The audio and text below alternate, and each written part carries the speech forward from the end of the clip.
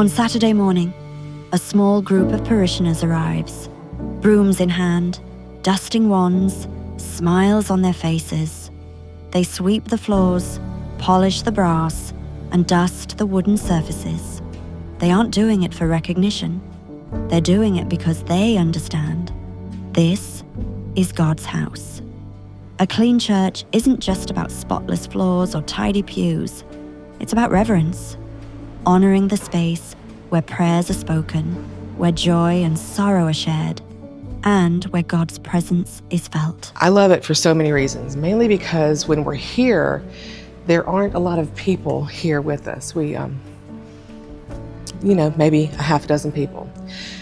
So we get to experience the church in a different way than we do when Mass is happening. Not talking very much, just thinking and praying and talking to Jesus and telling him what's on my mind and my heart, and letting him know how much I love him, that I'm doing this for him. Obviously, it's nice to see where I've just swept and now it's clean, where it definitely was not clean before, after a week's worth of traffic, which is what we want. We want traffic in the church. We want the church to be visited.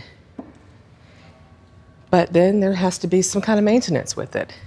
And that is where we come in. We do it reverently. We do it peacefully. We are in prayer.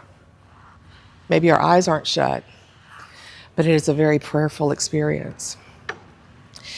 And I would say of all the things that I do for St. Michael's, this is the number one thing that I enjoy.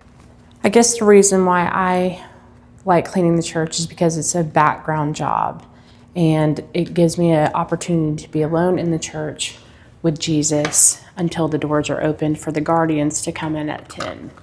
It's a blessing, really, to be in the background. I think it's rewarding because you get to see the church up close in parts that a lot of people don't get to see. And you get to be usually alone just with your teammates in here. So it's only usually 3 or 4 people. And it's just a really quiet, special time that you can pray while you're cleaning. I would think that it's a really important job because you're in the background of the church and you're not necessarily thought about, but it's such a big part. Like the candles, we have to make sure the candles are out. We have to make sure the holy water's out. So it's just a background job that's very rewarding because it couldn't exist without you, really. Hello, everybody. When a church is clean, it speaks silently to every soul who enters. You are welcome here. You are safe. You are home. Neglect dulls more than wood and glass. It dulls the sense of sacredness. But care, simple, steady care, reminds us that faith is lived, not just in grand gestures, but in quiet acts of respect.